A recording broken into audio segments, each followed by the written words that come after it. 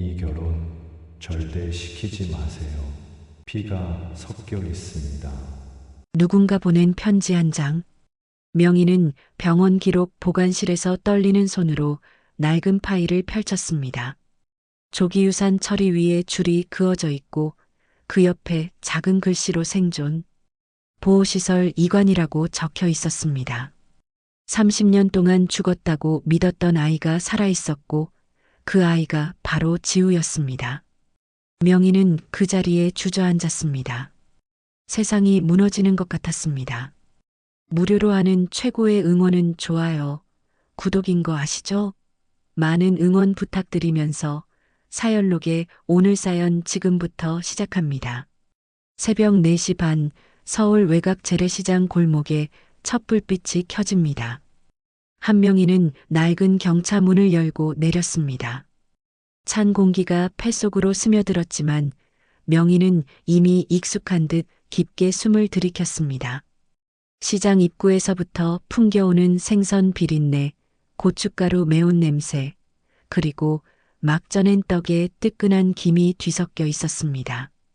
이 냄새들이 명희의 하루를 시작하는 신호였습니다. 명희는 천천히 시장 안쪽으로 걸어 들어갔습니다.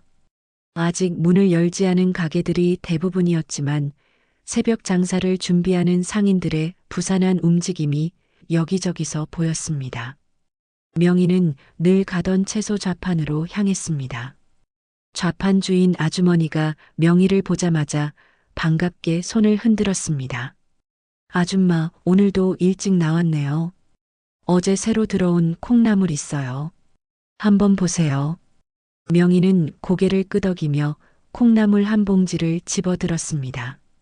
손끝으로 느껴지는 콩나물의 아삭한 감촉을 확인하며 명희는 작게 한숨을 쉬었습니다. 콩나물 머리 부분을 살짝 눌러보니 싱싱했습니다. 뿌리도 깨끗하게 정리되어 있었습니다. 콩나물이 오늘도 500원 올랐네요. 그래도 써야지 뭐. 10봉지 주세요. 좌판 주인은 콩나물을 비닐봉지에 담으며 혀를 찼습니다. 요즘 물가가 어디 장난인가요? 저도 떼어가는 가격이 올라서 어쩔 수 없어요. 명희는 돈을 건네며 씁쓸하게 웃었습니다. 물가는 오르는데 반찬 가격은 함부로 올릴 수가 없었습니다. 단골 손님들도 형편이 넉넉하지 않다는 걸 명희는 잘 알고 있었습니다. 결국 자신이 조금씩 손해를 보며 버티는 수밖에 없었습니다. 장바구니는 금세 무거워졌습니다. 시금치, 무, 당근, 감자, 대파, 마늘. 명희는 하나하나 만져보고 냄새를 맡으며 재료를 골랐습니다. 20년 넘게 해온 일이었습니다. 눈을 감고도 좋은 재료를 가려낼 수 있을 만큼 몸에 밴 감각이었습니다. 무는 단단한 것으로, 시금치는 잎이 짙은 초록색인 것으로, 당근은 표면이 매끄러운 것으로 골랐습니다. 두부가게 앞을 지나칠 때 명희는 잠시 멈춰 섰습니다. 갓 만든 두부에서 김이 모락모락 피어올랐습니다. 두부장인 할아버지가 명희를 보고 손을 들어 보였습니다. 명희 씨, 오늘 두부 어때요? 콩이 좋아서 맛이 일품이에요. 할아버지, 모두부 5모 싸주세요. 두부를 받아들고 명희는 다시 걸음을 재촉했습니다. 시장을 한 바퀴 돌고 나니 어느새 6시가 다 되어갔습니다. 하늘이 조금씩 밝아오기 시작했습니다. 명희는 서둘러 가게로 향했습니다. 명희 반찬집이라고 쓰인 작은 간판이 골목 안쪽에 매달려 있었습니다. 페인트가 벗겨진 간판이었지만 명희는 늘 깨끗이 닦아두었습니다. 이 간판이 자신의 자존심이었으니까요. 명희는 열쇠로 문을 열고 안으로 들어갔습니다. 가게 안은 좁았습니다. 조리대 하나, 냉장고 2대, 작은 테이블 하나가 전부였습니다. 하지만 명희에게는 이곳이 전쟁터이자 삶의 터전이었습니다. 명희는 불을 켜고 앞치마를 둘렀습니다. 벽에 붙은 주문표를 확인했습니다. 오늘의 도시락 주문이 35개나 되었습니다. 근처 공장 노동자들과 중소기업 직원들이 단골이었습니다. 아침 8시까지 배달해야 했습니다. 시간이 촉박했습니다. 명희는 재빨리 재료를 꺼내기 시작했습니다. 오늘은 콩나물 무침이랑 계란말이를 넣어야겠네. 김치는 어제 담근 걸로 하고. 명희는 콩나물을 씻으며 중얼거렸습니다. 찬물에 헹구고 또 헹궜습니다. 마지막 물기를 털어낼 때까지 손은 쉬지 않고 움직였습니다. 냄비에 물을 끓이고 간을 맞추는 동안 명희의 머릿속은 오늘 하루 일정으로 가득 찼습니다. 콩나물을 데치는 동안 명희는 계란을 깨기 시작했습니다. 볼에 계란을 10개쯤 깨넣고 소금으로 간을 했습니다. 프라이팬에 기름을 두르고 계란물을 부었습니다. 지글지글 소리와 함께 노란 계란이 익어갔습니다. 명희는 젓가락으로 계란을 돌돌 말아 올렸습니다. 수없이 반복한 동작이었습니다. 도시락 35개, 오전 배달, 오후엔 단체 주문 반찬 포장, 저녁엔 내일 재료 준비.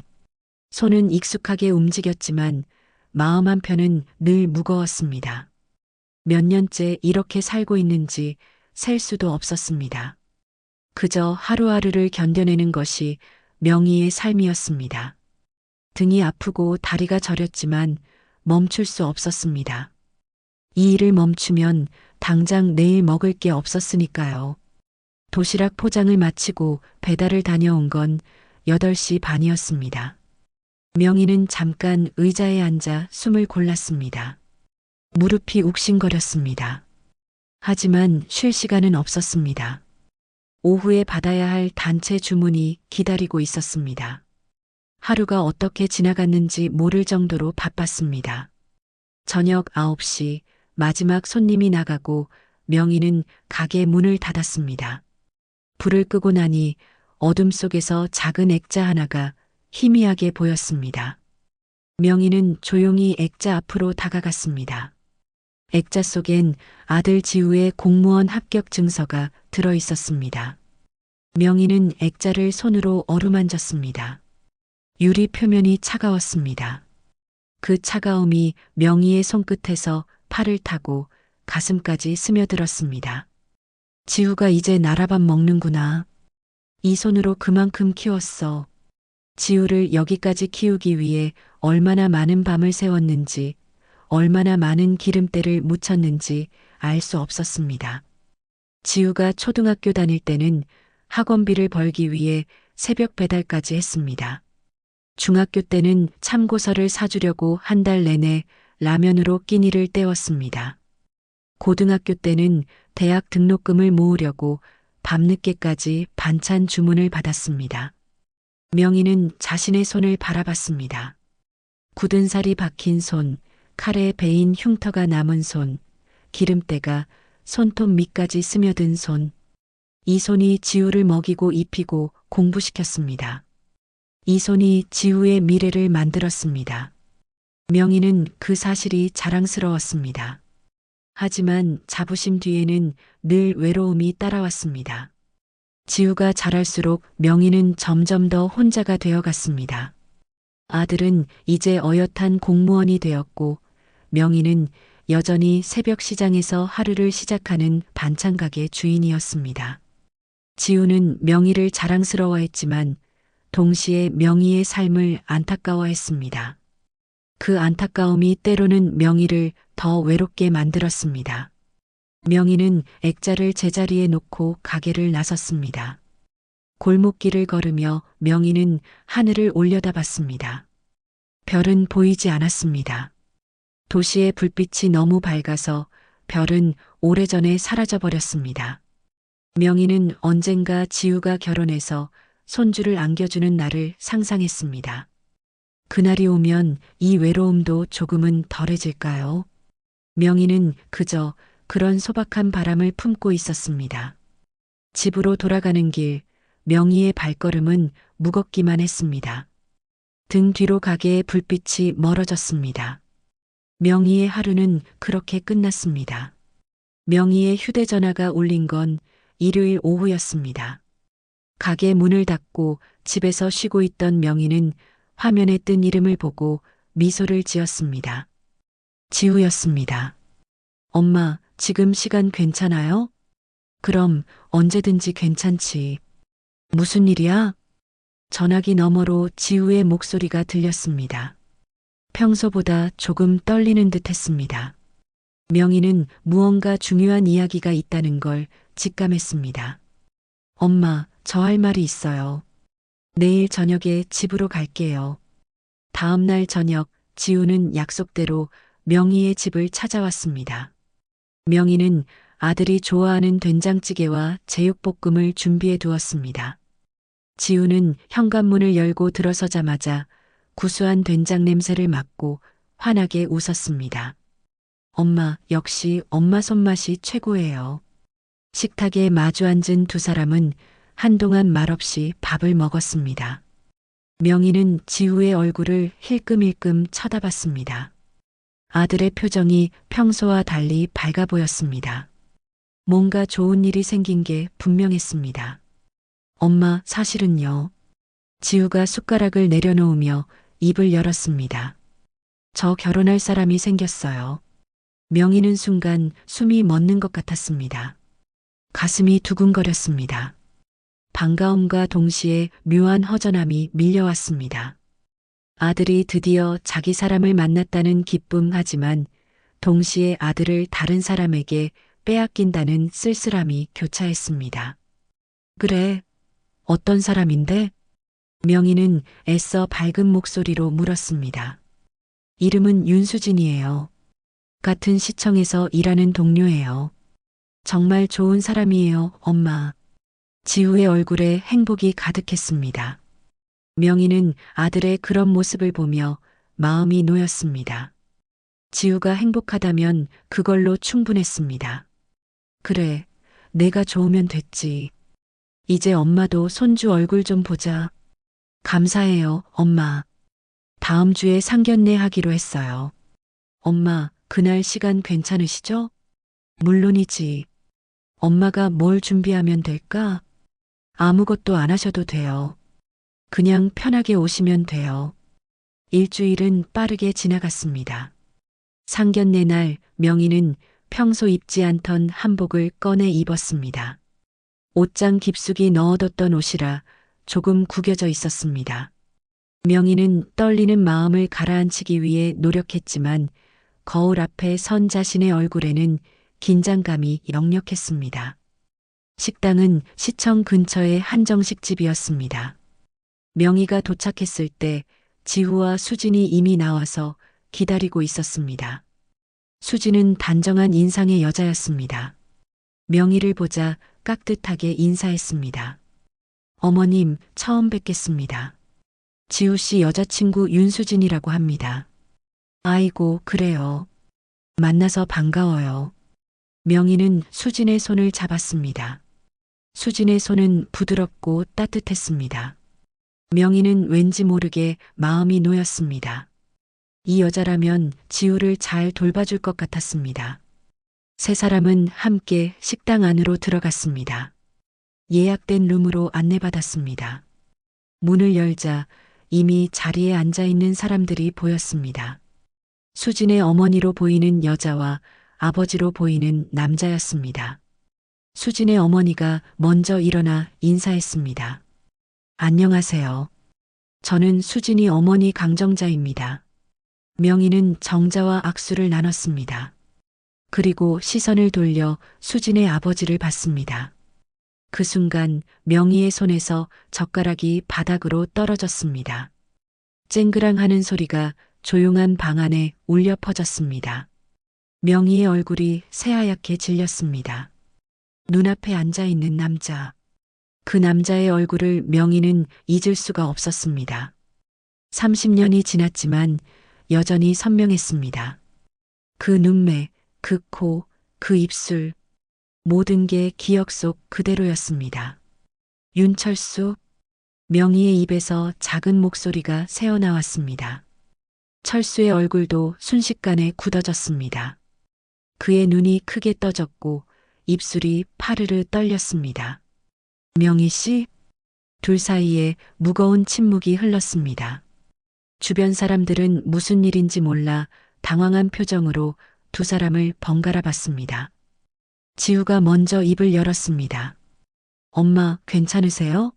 아는 분이세요? 명희는 정신을 차렸습니다. 아니, 차리려고 애썼습니다. 명희는 떨리는 손으로 바닥에 떨어진 젓가락을 주었습니다. 그리고 최대한 평온한 목소리로 말했습니다. 아니야. 그냥 어디서 본 것 같아서 착각인 것 같네요. 철수도 황급히 고개를 끄덕였습니다. 저도 처음 뵙는 것 같습니다. 하지만 두 사람의 떨리는 목소리는 그것이 거짓말임을 증명하고 있었습니다. 정자가 이상한 눈초리로 남편을 쳐다봤습니다. 분위기가 어색해졌습니다. 식사는 어색한 침묵 속에서 진행됐습니다. 명희는 음식을 입에 넣었지만 씹히지 않았습니다. 목구멍으로 넘어가지 않았습니다. 철수도 마찬가지였습니다. 그는 연신 물만 마셨습니다. 지후와 수지는 서로 눈빛을 교환하며 불안해했습니다. 뭔가 잘못됐다는 걸 둘 다 느끼고 있었습니다. 정자는 남편의 이상한 행동을 눈치채고 있었습니다. 상견례는 어정쩡하게 끝났습니다. 헤어질 때 명희는 철수를 잠깐 불러 세웠습니다. 복도 구석에서 명희는 낮은 목소리로 말했습니다. 여기선 모르는 사람으로 해요. 부탁이에요. 철수는 고개를 숙였습니다. 명희 씨, 정말 미안하오. 미안하다는 말하지 마세요. 그냥 모른 척 해주세요. 아이들을 위해서. 명희는 돌아서서 걸어갔습니다. 등 뒤에서 철수의 시선이 느껴졌지만 명희는 뒤돌아보지 않았습니다. 그날 밤 명희는 잠을 이룰 수 없었습니다. 30년 전 기억이 파도처럼 밀려왔습니다. 묻어뒀던 과거가 다시 깨어나고 있었습니다. 상견례 이후 사흘이 지났습니다. 명희는 평소처럼 새벽 시장을 다녀와 가게 문을 열었습니다. 하지만 손은 자동으로 움직였지만 머릿속은 온통 그날의 일로 가득했습니다. 콩나물을 씻다가 멍하니 멈춰 서기를 여러 번, 계란을 깨다가 손이 떨려 노른자를 터뜨리기도 했습니다. 윤철수, 하필이면 왜 그 사람이야? 명희는 작게 중얼거렸습니다. 30년 전 기억이 자꾸만 떠올랐습니다. 28배 명희와 32살의 철수. 둘은 한 회사에서 일했습니다. 철수는 영업부, 명희는 총무부에서 일했습니다. 철수는 다정했고 명희에게 잘해줬습니다. 명희는 그런 철수에게 마음을 주었습니다. 하지만 철수에게는 고향의 약혼자가 있었습니다. 집안끼리 정한 혼처였습니다. 철수는 명희에게 그 사실을 숨겼습니다. 명희가 임신 사실을 알았을 때 철수는 모든 걸 털어놨습니다. 미안하오, 명희 씨. 나는 결혼해야 하오. 명희는 홀로 아이를 낳기로 했습니다. 하지만 임신 7개월 만에 조기 진통이 왔습니다. 병원으로 실려갔고 의사는 아이를 살릴 수 없다고 했습니다. 명희는 정신을 잃었습니다. 깨어났을 때 의사는 유산 처리를 했다고 말했습니다. 명희는 그렇게 모든 걸 잃었습니다. 아이도 사랑도 미래도. 그 후 명희는 회사를 그만두고 시장 바닥에서 새 삶을 시작했습니다. 그리고 2년 뒤 고아원에서 지우를 입양했습니다. 지우는 명희에게 새로운 삶의 이유가 되어 주었습니다. 명희는 고개를 저었습니다. 이제 와서 과거를 떠올려 봤자 소용없었습니다. 중요한 건 지우의 행복이었습니다. 명희는 자신의 과거가 아들의 미래를 망치지 않기를 바랐습니다. 오후 2시쯤 배달을 마치고 돌아온 명희는 가게 문 앞에 놓인 흰 봉투를 발견했습니다. 누가 문틈으로 끼워 넣은 것 같았습니다. 명희는 봉투를 집어들었습니다. 봉투에는 아무 글씨도 없었습니다. 명희는 가게 안으로 들어가 봉투를 뜯었습니다. 안에는 편지지 한 장이 들어 있었습니다. 손으로 쓴 글씨였습니다. 명희는 편지를 펼쳤습니다. 이 결혼 절대 시키지 마세요. 피가 섞여 있습니다. 명희의 손이 떨렸습니다. 편지가 바닥으로 떨어졌습니다. 명희는 한참을 그 자리에 서 있었습니다. 머릿속이 하얗게 비었습니다. 피가 섞여 있다니 무슨 소리야? 명희는 편지를 다시 집어들었습니다. 글씨를 계속 들여다봤습니다. 이게 무슨 뜻인지 이해할 수 없었습니다. 지우는 명희가 입양한 아이였습니다. 철수와는 아무 관계가 없었습니다. 설마 명희의 가슴이 쿵쾅거렸습니다. 말도 안 되는 생각이 머릿속을 스쳤습니다. 30년 전 얻다고 믿었던 아이. 혹시 그 아이가 죽지 않았던 걸까요? 혹시 지우가 그 아이인 걸까요? 아니야, 그럴 리 없어. 명희는 고개를 저었습니다. 하지만 의심은 점점 커져갔습니다. 명희는 편지를 찢으려다 멈췄습니다. 찢어버리면 모든 게 없던 일이 될까요? 하지만 이미 명희의 마음속에는 의심의 씨앗이 뿌려져 있었습니다. 그날 밤 명희는 오래된 서랍을 뒤졌습니다. 지후의 입양 서류를 찾았습니다. 서류에는 지후의 출생병원이 적혀 있었습니다. 성모병원. 명희가 30년 전 실려갔던 바로 그 병원이었습니다. 명희는 서류를 내려놓고 숨을 깊게 들이켰습니다. 우연일 수도 있었습니다. 성모병원은 큰 병원이었으니까요. 하지만 명희는 확인하고 싶었습니다. 아니, 확인해야 했습니다. 다음 날 명희는 가게 문을 닫고 성모병원을 찾아갔습니다. 병원은 30년 전과 많이 달라져 있었습니다. 새 건물이 들어서 있었고 시설도 현대적으로 바뀌어 있었습니다. 명희는 안내 데스크로 갔습니다. 30년 전 출생 기록을 확인할 수 있을까요? 직원은 난처한 표정을 지었습니다. 오래된 기록은 지하 보관실에 있는데 본인 확인이 필요합니다. 명희는 신분증을 보여주며 사정을 설명했습니다. 직원은 한참을 고민하다가 상급자에게 물어보고 왔습니다. 잠시만 기다려주세요. 찾아보겠습니다. 1시간쯤 지나 직원이 낡은 파일을 들고 나왔습니다. 여기 있습니다. 한명의 씨 맞으시죠? 명희는 떨리는 손으로 파일을 받았습니다. 파일을 펼치자 30년 전 자신의 이름이 보였습니다. 그리고 그 아래 적힌 기록. 조기유산 처리. 명희는 다음 줄을 읽었습니다. 하지만 거기에는 조기유산이라는 글자 위에 줄이 그어져 있었습니다. 그리고 그 옆에 작은 글씨로 적혀 있었습니다. 생존. 보호시설 이관. 명희의 눈앞이 흐려졌습니다. 숨이 막혔습니다. 아이가 살아 있었습니다. 30년 동안 죽었다고 믿었던 아이가 살아 있었습니다. 그럼 지우가? 명희는 입양 서류의 날짜를 확인했습니다. 지우를 입양한 날은 그 사건 2년 후였습니다. 하지만 지우의 생년월일은 명희가 아이를 잃었던 바로 그날이었습니다. 명희는 그 자리에 주저앉았습니다. 직원이 놀라서 명희를 부축했습니다. 괜찮으세요? 명희는 대답할 수 없었습니다. 세상이 무너지는 것 같았습니다. 30년 동안 자신이 키운 아이가, 입양한 아이라고 믿었던 아이가 사실은 자신의 친아들이었습니다. 그리고 그 아이가 지금 철수의 딸과 결혼하려 하고 있었습니다. 명희는 병원을 나와 정처 없이 걸었습니다. 하늘이 빙글빙글 돌았습니다. 다리에 힘이 풀렸습니다. 명희는 벤치에 앉아 하염없이 울었습니다. 그날 밤 명희는 가게로 돌아갔습니다. 가스레인지를 켰습니다. 멸치를 볶기 시작했습니다. 손은 계속 움직였지만 눈물은 멈추지 않았습니다.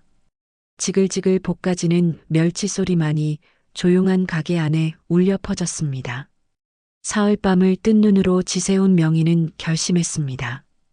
철수를 만나야 했습니다. 진실을 확인해야 했습니다. 명희는 수진에게 전화를 걸어 철수의 연락처를 물었습니다. 어머님, 뭐 때문에 그러세요? 별일 아니야, 수진아. 그냥 결혼 준비하면서 이것저것 여쭤볼 게 있어서. 거짓말이었습니다. 하지만 명희는 다른 방법이 없었습니다. 수진은 큰 의심 없이 아버지의 전화번호를 알려줬습니다. 명희는 철수에게 문자를 보냈습니다. 만나야 합니다. 내일 오후 3시 한강공원 벤치에서. 답장은 1시간 뒤에 왔습니다. 그러겠소. 다음 날 명희는 약속 장소에 일찍 나갔습니다. 한강변은 한산했습니다. 바람이 차갑게 불었습니다. 명희는 벤치에 앉아 강물을 바라봤습니다. 물결이 일렁였습니다. 3시 정각 철수가 나타났습니다. 그는 작업복 차림이었습니다. 주차장 관리 일을 하다가 온 것 같았습니다. 철수는 명희 옆에 조심스럽게 앉았습니다. 무슨 일이요? 철수 씨, 30년 전 그날 무슨 일이 있었는지 알아야겠어요. 둘 사이에 침묵이 흘렀습니다. 명희는 먼저 입을 열었습니다. 그 애 살아 있었죠? 철수의 얼굴이 굳었습니다. 그는 고개를 숙였습니다. 어떻게 알았소? 명희의 가슴이 철렁 내려앉았습니다. 추측이 사실로 확인되는 순간이었습니다. 병원 기록을 봤어요. 아이가 죽지 않았더군요. 당신은 알고 있었어요? 철수는 한동안 아무 말도 하지 않았습니다. 그의 손이 떨렸습니다. 마침내 철수가 입을 열었습니다. 알고 있었소. 명희는 눈을 감았습니다. 분노가 치밀어 올랐습니다. 어떻게 그럴 수 있었어요? 어떻게 나한테 아이가 죽었다고 할 수 있었어요? 미안하오. 정말 미안하오. 미안하다는 말로 30년이 해결돼요? 명희의 목소리가 떨렸습니다. 철수는 얼굴을 두 손으로 감쌌습니다. 그때 나는 이미 결혼이 정해져 있었소. 집안에서 강요했소. 거부할 수 없었소. 아이가 태어나면 명희 씨나 아이나 모두 불행해질 게 뻔했소. 그래서 병원에 돈을 주고 아이를 보호시설로 보냈소. 명희 씨한테는 유산했다고 말하라고 했소. 어떻게 당신이 그럴 수 있어요? 나도 비겁했소. 인정하오. 하지만 그땐 그게 최선이라고 생각했소. 명희는 주먹을 쥐었습니다. 손톱이 손바닥을 파고들었습니다. 그럼 지우가 그 아이인가요? 철수는 고개를 끄덕였습니다. 얼마 전에 우연히 알았소. 수진이가 지우를 소개했을 때 생년월일을 듣고 의심했소. 알아보니 맞았소. 지우가 우리 아들이었다는 것을. 그걸 알고도 결혼을 진행했어요? 어떻게 하겠소? 아이들은 서로 사랑하고 있소. 그 사실을 알면 둘 다 무너질 거요. 명희는 일어섰습니다. 이 결혼은 안 됩니다. 절대로. 명희 씨, 제발. 지금은 덮읍시다. 아이들이 알면 정말 다 무너져요. 이미 무너졌어요. 내 인생은 그때부터 무너졌어요. 명희는 돌아서서 걸어갔습니다. 철수가 뒤에서 불렀지만 명희는 뒤돌아보지 않았습니다. 그날 저녁 철수의 집에서는 다른 문제가 불거지고 있었습니다. 아내 정자는 며칠 전부터 남편의 이상한 행동을 눈치채고 있었습니다. 상견례 날 그 여자를 보고 얼굴이 하얗게 질렸던 것, 그 후로 계속 무언가 고민하는 것, 그리고 오늘 몰래 나갔다가 돌아온 것. 정자는 남편이 집에 돌아와 샤워를 하는 동안 남편의 휴대전화를 확인했습니다. 문자 기록에 낯선 번호가 있었습니다. 만나야 합니다. 내일 오후 3시 한강공원 벤치에서. 정자는 번호를 메모했습니다. 그리고 남편이 욕실에서 나오기를 기다렸습니다. 철수가 욕실에서 나왔을 때 정자는 거실에 앉아 있었습니다. 표정이 심상치 않았습니다. 여보, 오늘 어디 갔다 왔어요?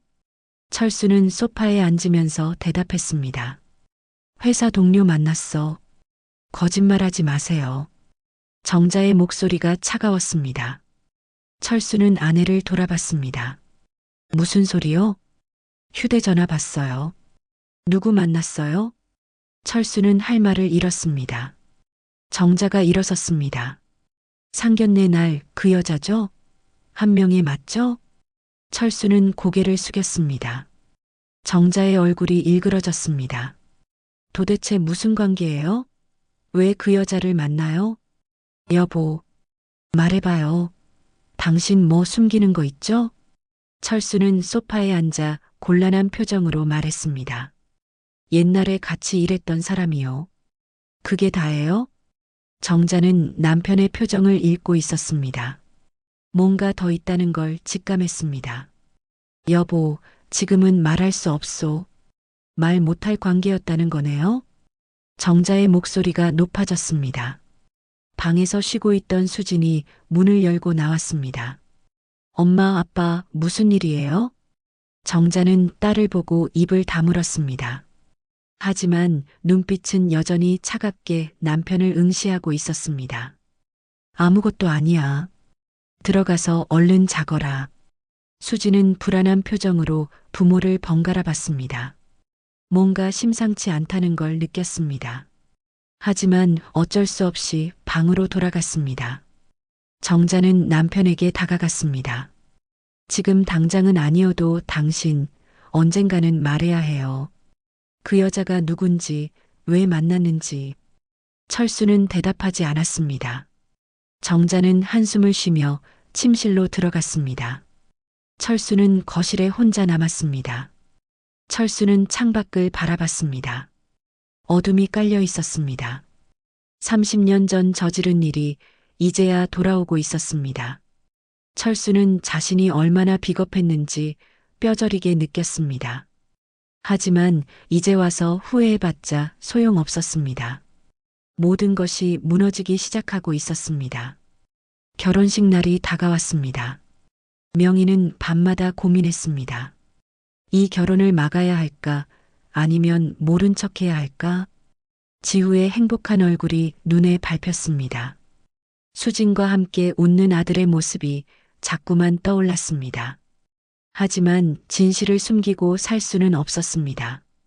피가 섞인 남매가 결혼한다는 것, 그건 명희가 감당할 수 있는 일이 아니었습니다. 언젠가는 진실이 드러날 것이고 그때는 더 큰 상처가 될 것이었습니다. 명희는 병원 기록 사본을 흰 봉투에 넣었습니다. 손이 떨렸습니다. 이 서류 한 장이 모든 것을 바꿀 것이었습니다. 명희는 봉투를 가방에 넣고 결혼식장으로 향했습니다. 식장은 화려했습니다. 하얀 꽃들로 장식된 복도, 샹들리에가 반짝이는 홀. 하객들이 하나둘 모여들고 있었습니다. 명희는 복도 구석에 서서 식장 안을 바라봤습니다. 지우가 턱시도를 입고 서 있었습니다. 수지는 드레스룸에서 준비 중이었습니다. 명희는 흰 봉투를 꺼내 들었습니다. 봉투가 무겁게 느껴졌습니다. 30년의 무게가 그 안에 담겨 있었습니다. 명희 씨, 뒤에서 목소리가 들렸습니다. 철수였습니다. 그도 정장을 차려입고 있었습니다. 얼굴에는 초췌함이 역력했습니다. 제발 그러지 마시오. 철수가 낮은 목소리로 말했습니다. 명희는 철수를 똑바로 쳐다봤습니다. 당신이 30년 전에 제대로 했어야죠. 알고 있소. 내가 비겁했소. 하지만 지금 아이들한테 이 사실을 말하면 둘 다 끝이요. 이미 끝났어요. 이 결혼은 안 됩니다. 명희는 식장 안으로 걸어 들어갔습니다. 철수가 명희의 팔을 잡았습니다. 명희 씨, 제발. 명희는 팔을 뿌리쳤습니다. 그 순간 지우가 명희를 발견하고 다가왔습니다. 엄마 오셨어요? 명희는 아들을 보며 눈시울이 뜨거워졌습니다. 지우는 명희가 낳은 아들이었습니다. 30년 동안 몰랐지만 이제는 확실히 알았습니다. 이 아이는 명희의 피를 나눈 친아들이었습니다. 지우야. 명희의 목소리가 떨렸습니다. 지우는 어머니의 이상한 기운을 느꼈습니다. 엄마, 괜찮으세요? 지우야, 엄마가 할 말이 있어. 바로 그때 식장 문이 열리며 수진이 들어왔습니다. 하얀 드레스를 입은 수진은 아름다웠습니다. 하객들이 박수를 쳤습니다. 음악이 흘러나왔습니다. 명희는 봉투를 더 세게 쥐었습니다. 지금 말해야 했습니다. 지금 아니면 기회가 없었습니다. 명희는 지우의 손을 잡았습니다. 엄마, 지금은 안 돼요. 시기 곧 시작돼요. 지금 말해야 해. 늦으면 안 돼. 명희의 간절한 목소리에 지우는 멈춰섰습니다. 주변 사람들의 시선이 모였습니다. 수진도 이쪽으로 걸어왔습니다. 어머님, 무슨 일이세요? 정자도 남편 곁으로 다가왔습니다. 불안한 예감이 들었습니다. 당신, 이게 대체 뭐예요? 철수는 아내를 보며 고개를 저었습니다. 하지만 이미 늦었습니다. 명희가 입을 열었습니다. 이 결혼은 안 됩니다. 식장이 조용해졌습니다. 음악이 멈췄습니다. 모든 사람들이 명희를 쳐다봤습니다. 엄마, 무슨 말씀이세요? 지우의 목소리가 떨렸습니다. 명희는 흰 봉투를 꺼내 들었습니다. 지우야, 미안해. 엄마가 너한테 말 안 한 게 있어. 엄마, 너는 엄마가 입양한 아이야.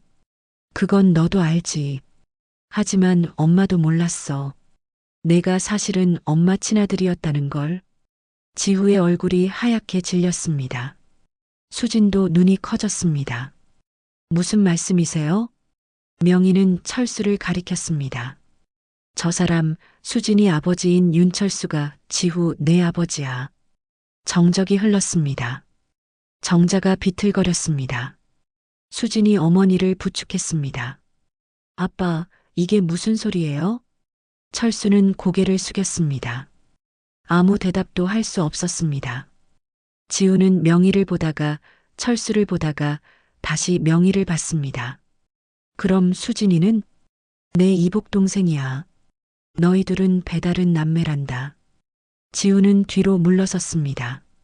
수진이 지우의 이름을 불렀지만 지우는 대답하지 않았습니다. 수진의 눈에서 눈물이 흘러내렸습니다. 이런 일이 어떻게... 하객들이 웅성거리기 시작했습니다. 누군가 휴대전화를 꺼내 들었습니다. 플래시가 터졌습니다. 정자가 남편에게 다가가 뺨을 때렸습니다. 찰싹 소리가 식장에 울려 퍼졌습니다. 당신 어떻게 이럴 수가 있어요? 정자의 목소리가 떨렸습니다. 정자는 그 자리에 주저앉았습니다. 수진이 어머니를 붙들고 울었습니다. 지우는 손에 끼고 있던 반지를 빼서 바닥에 내려놓았습니다.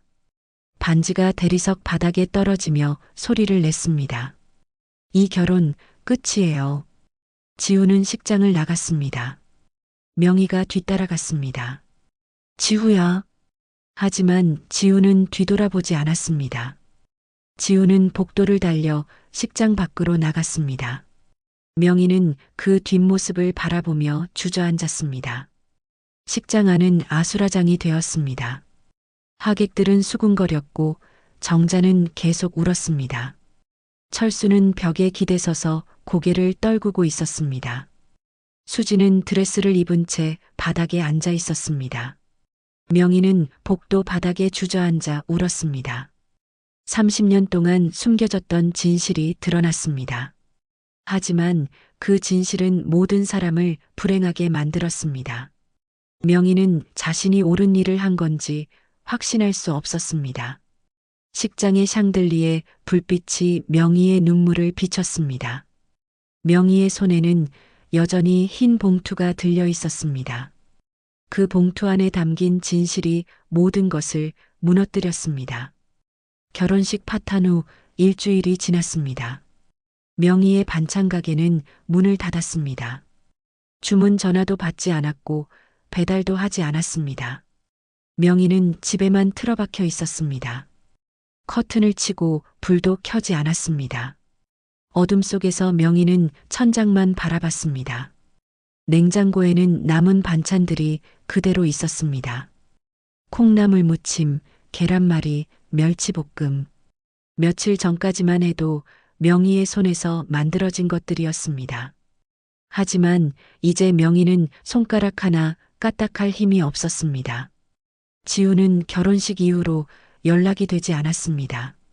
명희가 몇 번이나 전화를 걸었지만 지우는 받지 않았습니다. 문자도 읽지 않았습니다.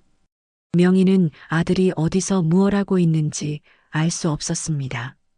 명희는 자신이 한 일을 후회했습니다. 진실을 말한 게 맞았을까요? 차라리 모른 척하고 결혼을 진행했어야 했을까요? 하지만 그랬다면 더 큰 불행이 기다리고 있었을 것입니다. 명희는 어느 쪽도 확신할 수 없었습니다. 어느 날 오후 문 두드리는 소리가 들렸습니다. 명희는 일어나지 않았습니다. 또다시 노크 소리가 들렸습니다.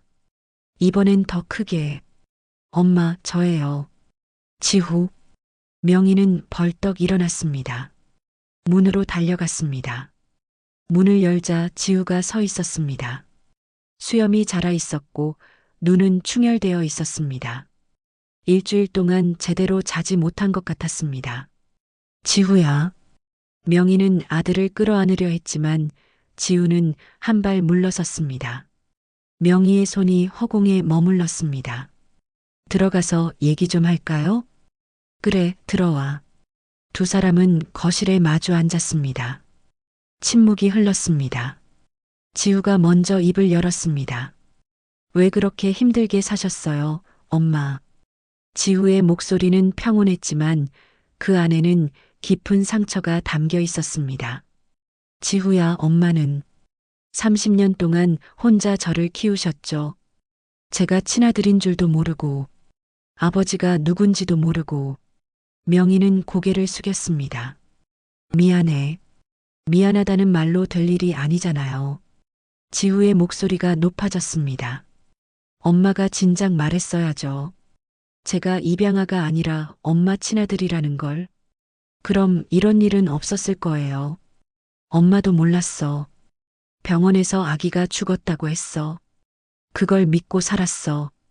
그럼 윤철수 씨는요? 그 사람은 알고 있었잖아요. 그런 사람의 딸과 제가 결혼하려고 했어요. 엄마는 알면서도 가만히 있었어요. 명희는 아무 말도 할 수 없었습니다. 지후의 말이 모두 맞았습니다. 지후야, 엄마는 너를 지키고 싶었어. 내가 상처받을까봐 무서웠어. 지키는 게 아니라 숨긴 거죠. 진실을 숨기고 거짓으로 살게 한 거예요. 지우는 얼굴을 손으로 감쌌습니다. 명희는 아들의 떨리는 어깨를 보며 가슴이 찢어지는 것 같았습니다. 지후야. 엄마, 전 지금 누군지도 모르겠어요. 제가 누구예요? 한지후예요? 윤지후예요? 엄마 아들이에요? 윤철수 씨 아들이에요? 명희는 지우의 손을 잡았습니다. 이번에는 지우가 손을 뿌리치지 않았습니다. 너는 지우야. 엄마가 30년 동안 키운 내 아들이야. 그것만은 변하지 않아. 지우는 고개를 들었습니다. 눈에 눈물이 고여 있었습니다. 수진이는요?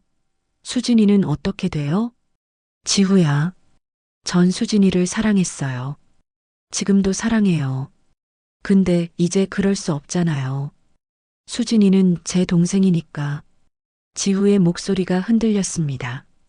명희는 아들을 끌어안았습니다. 지우는 명희의 품에서 울었습니다. 30년을 살아온 아들이 아이처럼 울었습니다. 미안해, 지후야. 엄마가 미안해. 한참을 울고 난 뒤 지우는 눈물을 닦았습니다. 엄마, 전 며칠 더 생각할 시간이 필요해요. 알았어. 천천히 해. 그런데 엄마 가게는 왜 문 닫으셨어요? 명희는 주변을 둘러봤습니다. 집은 엉망이었습니다. 설거지도 안 된 그릇들이 쌓여 있었고 쓰레기도 치우지 않았습니다. 엄마도 힘들었어. 지우는 일어나 부엌으로 갔습니다. 싱크대에 쌓인 그릇들을 보고 한숨을 쉬었습니다. 지우는 소매를 걷어붙이고 설거지를 시작했습니다.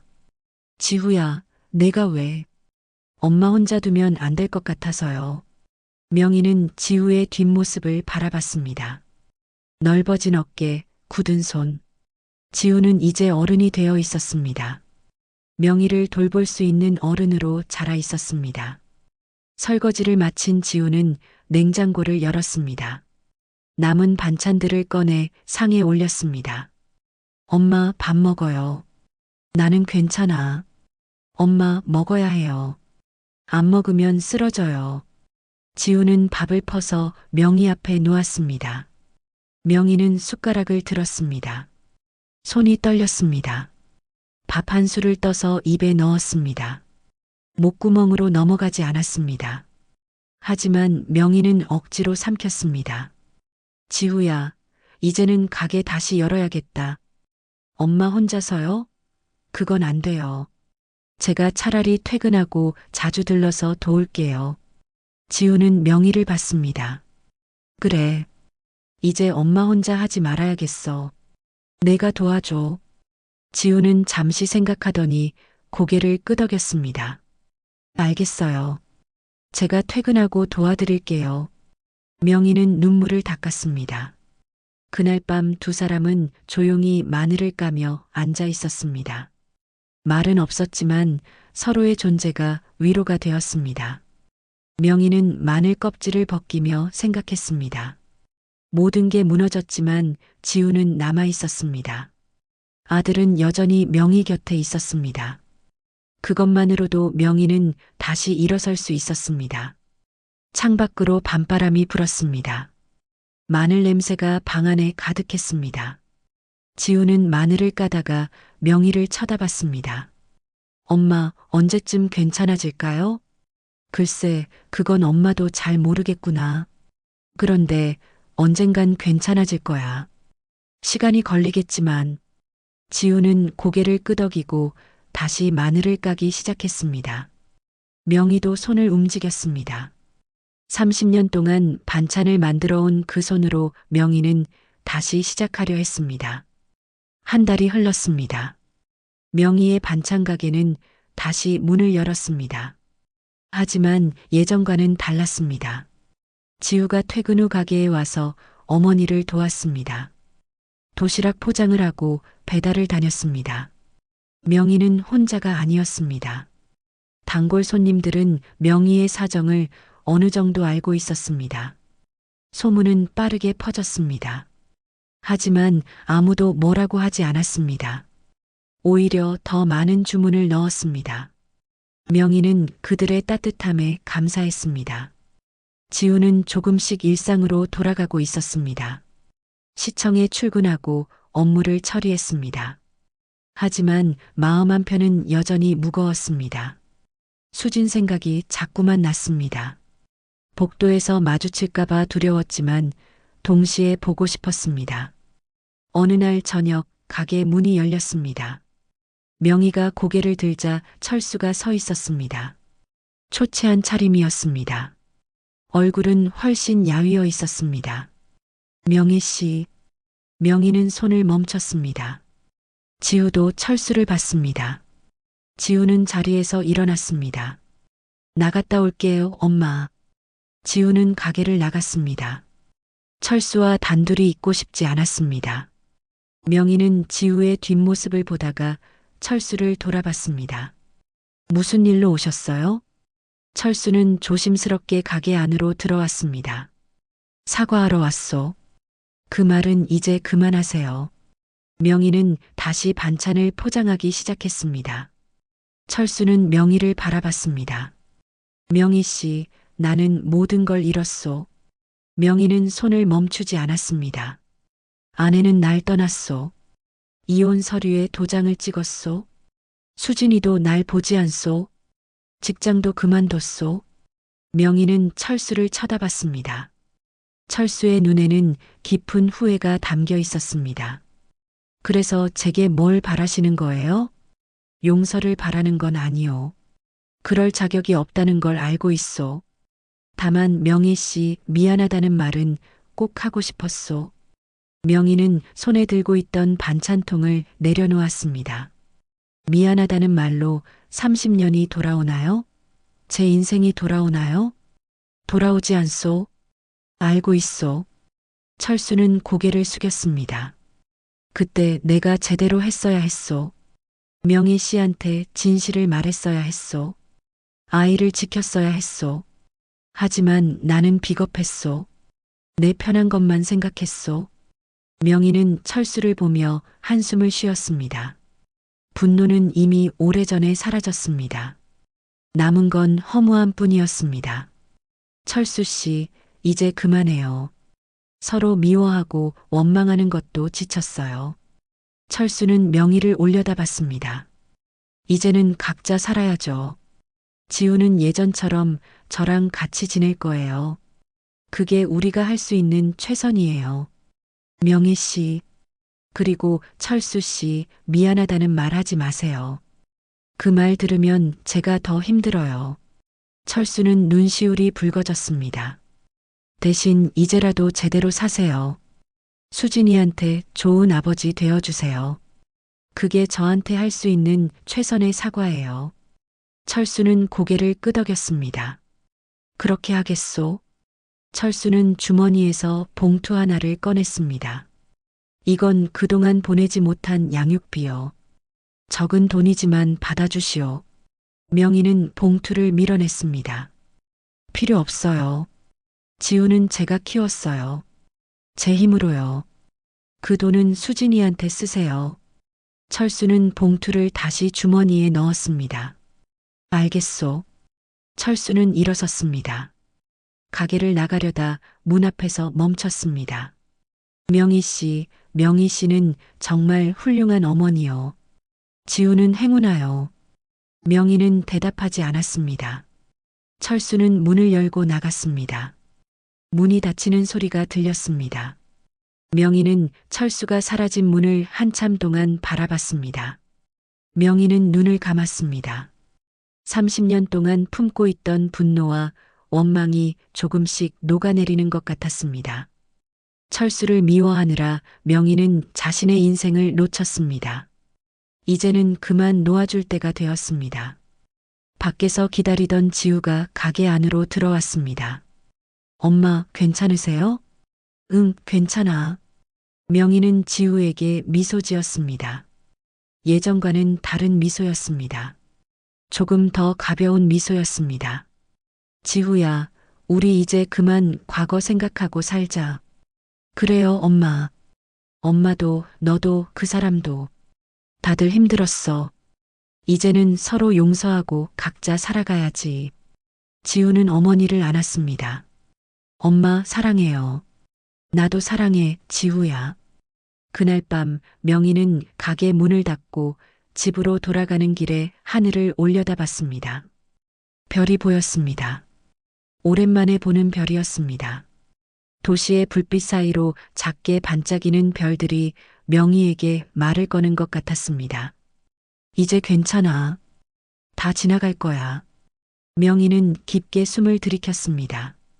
차가운 공기가 폐 속으로 스며들었습니다. 하지만 예전처럼 무겁지 않았습니다. 조금은 가벼워진 것 같았습니다.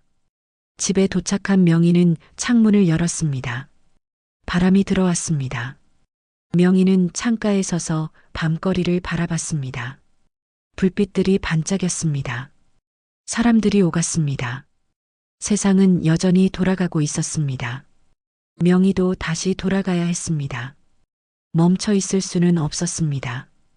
지우를 위해서, 그리고 자신을 위해서 명희는 앞으로 나아가야 했습니다. 그날 밤 명희는 오랜만에 편히 잠들었습니다. 꿈속에서 명희는 젊은 시절의 자신을 만났습니다. 28배 명희는 울고 있었습니다. 지금의 명희는 그 명희를 안아주었습니다. 괜찮아. 다 잘 될 거야. 힘들겠지만 넌 해낼 거야. 아침에 눈을 떴을 때 명희의 얼굴에는 평온함이 깃들어 있었습니다. 봄이 왔습니다. 재래시장 골목에도 따뜻한 바람이 불었습니다. 명희의 반찬가게 앞에는 화분 하나가 놓여 있었습니다. 지우가 사온 것이었습니다. 노란 개나리가 피어 있었습니다. 명희는 새벽 시장을 다녀와 가게 문을 열었습니다. 예전처럼 콩나물을 씻고 계란을 깨고 멸치를 볶았습니다. 하지만 마음은 예전과 달랐습니다. 더 이상 무겁지 않았습니다. 아침 8시 지우가 출근하기 전에 가게에 들렀습니다. 엄마, 오늘 도시락 싸주세요. 그래, 뭐 넣어줄까? 엄마 손맛이면 다 좋아요. 명희는 도시락을 정성껏 쌌습니다. 콩나물 무침, 계란말이, 멸치볶음, 김치. 지우가 좋아하는 반찬들이었습니다. 뚜껑을 닫고 비닐로 싸서 지우에게 건넸습니다. 맛있게 먹어. 감사합니다, 엄마. 지우는 도시락을 받아들고 가게를 나섰습니다. 명희는 아들의 뒷모습을 보며 미소 지었습니다. 지우는 이제 많이 회복된 것 같았습니다. 여전히 상처는 남아있겠지만 시간이 치유해 줄 것입니다. 오전 10시쯤 손님 하나가 가게 문을 열고 들어왔습니다. 명희가 고개를 들자 낯익은 얼굴이 보였습니다. 수진이었습니다. 어머님, 명희는 놀라서 일어섰습니다. 수진아. 수진은 명희를 보며 눈시울이 붉어졌습니다. 명희도 가슴이 먹먹해졌습니다. 들어와. 앉아. 수진은 가게 안으로 들어와 의자에 앉았습니다. 한동안 말이 없었습니다. 명희가 먼저 입을 열었습니다. 어떻게 지내니? 그냥 그렇게 지내요. 수진의 목소리는 작았습니다. 어머님은요? 나도 그냥 그렇게 지내지. 수진은 고개를 숙였습니다. 어머님, 죄송해요. 내가 왜 미안해하니? 내 잘못이 아닌데. 그래도 제 아버지가 어머님한테 그렇게 했잖아요. 명희는 수진의 손을 잡았습니다. 수진아, 그건 내 아버지 일이야. 너하고는 상관없어. 너는 아무 잘못 없어. 수진은 눈물을 흘렸습니다. 지우 씨는요? 명희는 한숨을 쉬었습니다. 잘 지내. 많이 힘들어했지만 이제는 조금 나아진 것 같아. 보고 싶어요. 수진의 목소리가 떨렸습니다. 나도 지우 씨가 보고 싶어요. 그런데 볼 수가 없어요. 명희는 수진을 안았습니다. 수진은 명희의 품에서 울었습니다. 명희도 눈물을 참을 수 없었습니다. 이 아이도 지우도 모두 피해자였습니다. 수진아, 시간이 지나면 괜찮아질 거야. 정말요? 그래. 지금은 힘들겠지만 언젠가는 다 지나갈 거야. 너도 새로운 사람 만나고 행복해질 거야. 수진은 고개를 끄덕였습니다. 한참을 울고 난 뒤 수진은 눈물을 닦았습니다. 어머님, 다시 올게요. 그래, 언제든 와. 밥 먹으러 와도 되고. 수진은 가게를 나갔습니다. 명희는 수진의 뒷모습을 보며 가슴 한편이 아팠습니다. 하지만 어쩔 수 없는 일이었습니다. 운명이었습니다. 점심시간이 지나고 오후가 되었습니다. 명희는 내일 쓸 재료를 준비하고 있었습니다. 그때 가게 유리문 밖으로 누군가 지나가는 모습이 보였습니다. 철수였습니다. 재래시장 주변에서 새로운 직장을 구한 것 같았습니다.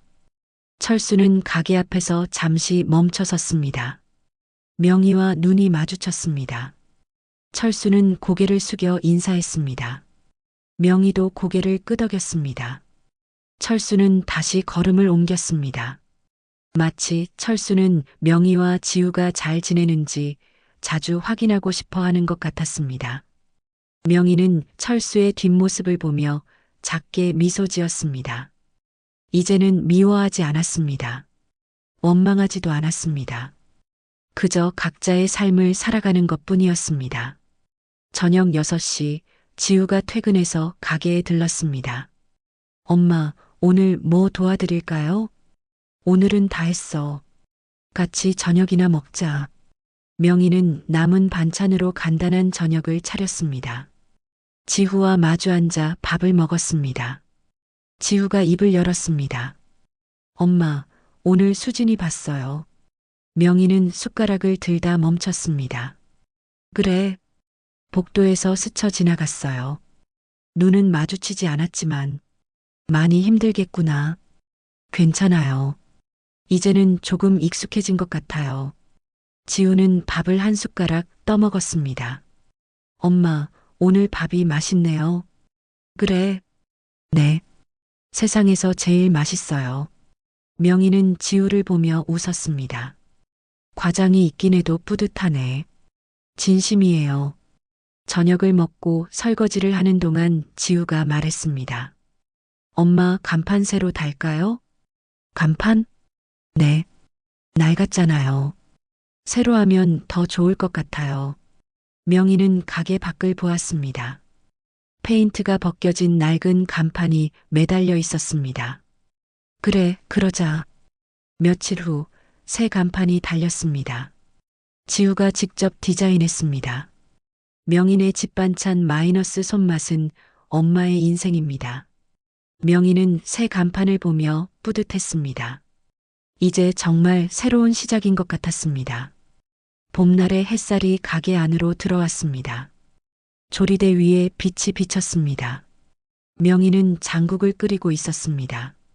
냄비에서 김이 모락모락 피어올랐습니다. 지우야, 국간 좀 봐줄래?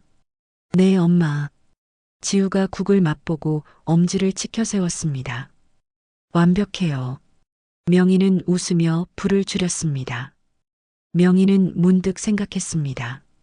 세상 참 이상하지. 이제야 밥이 맛있다. 30년 동안 밥을 해왔지만 이제야 진짜로 맛있게 느껴졌습니다. 마음이 편해서 그런 걸까요? 명희는 자신도 모르게 콧노래를 흥얼거렸습니다. 오후 4시쯤 가게 유리문 밖으로 철수가 또 지나갔습니다. 이번에도 고개를 숙여 인사했습니다. 명희는 잠시 그를 바라보다 작게 미소 지었습니다. 그리고 다시 일을 계속했습니다. 저녁이 되어 가게 문을 닫을 시간이었습니다. 지우가 청소를 하고 명희는 정리를 했습니다. 두 사람은 말없이 일했지만 편안했습니다. 엄마, 다 됐어요. 그래, 가자. 가게를 나서며 명희는 개나리 화분에 물을 주었습니다.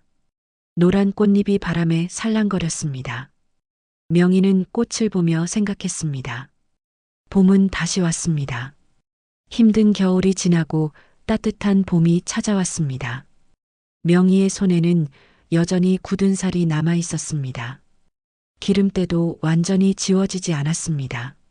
하지만 이 손으로 만든 반찬에는 이제 다른 냄새가 묻어 있었습니다. 용서의 냄새, 희망의 냄새, 그리고 삶의 냄새였습니다. 명희와 지우는 나란히 골목을 걸었습니다. 석양빛이 두 사람의 뒷모습을 비쳤습니다. 그림자가 길게 늘어졌습니다. 하지만 그 그림자도 더 이상 무겁지 않았습니다. 봄바람이 불었습니다. 명희는 깊게 숨을 들이켰습니다. 공기가 달콤했습니다. 명희는 지우를 보며 물었습니다. 오늘 저녁 뭐 먹을래? 엄마가 해주는 거면 뭐든 좋아요. 그럼 김치찌개 끓여줄까? 좋아요. 두 사람은 웃으며 집으로 향했습니다. 명희의 인생은 계속되었습니다. 사연록과 함께 해주신 모든 분들께 감사드립니다. 좋아요와 구독은 새로운 사연을 이어가는 에너지입니다. 다음 시간엔 더 가슴 벅찬 이야기로 인사드리겠습니다.